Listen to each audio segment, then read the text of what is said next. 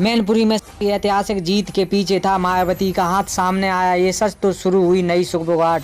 दलित समाज ने वोटिंग से एक दिन पहले बदला था अपना फैसला। चंद्रशेखर आजाद उर्फ रावण और मायावती के इशारे पर हुआ था खेल।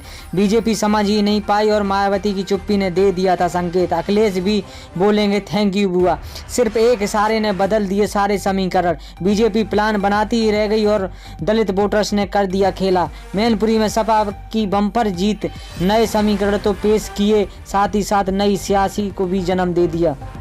जो बीजेपी मैनपुरी पर फतेह का फतवा जारी कर रही थी वो बुरी तरीके से हार के बाद फजीयत का शिकार। वैसे तो चचा के साथ में सपा की नैया पार लगा दिया, लेकिन दलित वोटर्स निर्णायक साबित हुआ और साथ ही साथ दलित नेता ने पार लगा दी। जहां यादव और शाक वोटर तो मिला, साथ ही साथ दलित वोटर्स ने नेता के इशारे पर बीजेपी की लुटिया डुबो दी।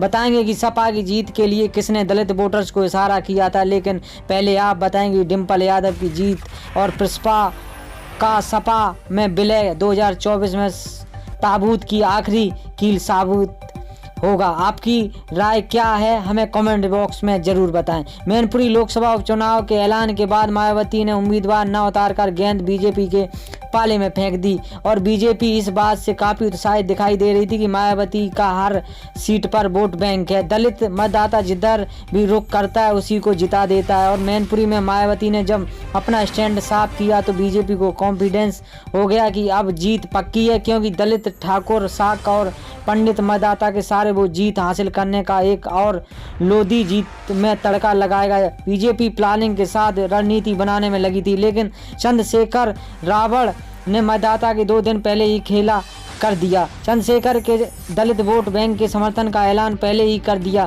था और प्रचार भी शुरू कर दिया था।